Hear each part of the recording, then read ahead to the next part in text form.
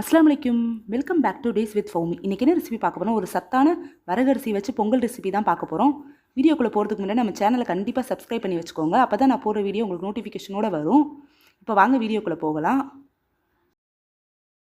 இப்போ இதுக்கு தேவையான இன்க்ரீடியன்ஸ் எல்லாம் எடுத்து வச்சுருக்கேன். இப்போ வந்து வரகரிசி ஒரு கிளாஸ் எடுத்துருக்கிறேன். இங்கே பாருங்கள், வரகரிசி எடுத்து வச்சுருக்கேன் ஒரு கிளாஸ்.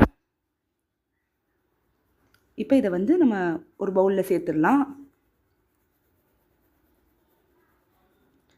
இப்போ சேர்த்தாச்சு. இப்போ இது கூட நம்ம வந்து அரை கிளாஸ் பாசிப்பருப்பு எடுத்துக்கலாம். பாசிப்பருப்பை லேசாக ஒரு 5 மினிட்ஸ் வறுத்து எடுத்துக்கலாம். வாசனை வர வரைக்கும் வறுத்து எடுத்துக்கலாம்.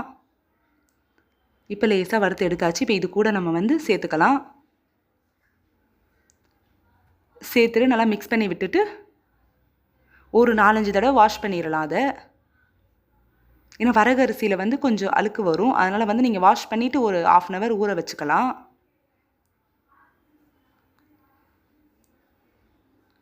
இப்போ நல்லா கழுவி வாஷ் பண்ணிவிட்டு ஒரு 1/2 hour ஊற வச்சுட்டு அதுக்கப்புறம் நம்ம இப்போ ப்ரெஷர் குக்கரில் சேர்த்துடலாம். ப்ரெஷர் குக்கரில் சேர்த்துட்டு இப்போ நம்ம ஒரு கிளாஸ் வரகரிசி, அரை கிளாஸ் பாசிப்பருப்பு, மொத்தம் டோட்டலாக 1.5 கிளாஸ் எடுத்துருக்குறோம். இப்போ இதுக்கு 4 கிளாஸ் தண்ணி சேர்த்துக்கலாம். இப்போ இது கூட ஒரு துண்டு இஞ்சியை பொடியாக கட் பண்ணி சேர்த்துக்கலாம். அடுத்து 1 ஸ்பூன் நெய் சேர்த்துக்கலாம். சேர்த்துட்டு இந்த ரெசிபிக்கு தேவையான உப்பு சேர்த்துட்டு நல்லா மிக்ஸ் பண்ணி விட்டுட்டு ஒரு 4 விசில் வச்சு எடுத்துக்கலாம். இஞ்சியும் நெய்யும் நம்ம பருப்பும் அரிசி வேக வைக்க போகும் சேர்க்க போகும்போது நல்லா வாசமாக இருக்கும் பொங்கல்.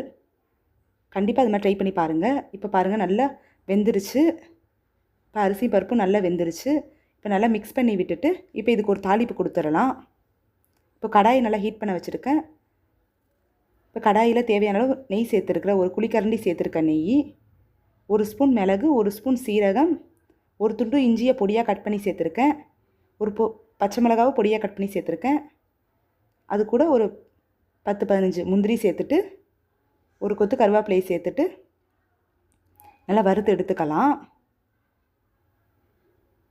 இப்போ ஃபைனலாக நம்ம வந்து ஒரு 1/2 ஸ்பூன் நம்ம பெருங்காயத்தூள் சேர்த்துக்கலாம்.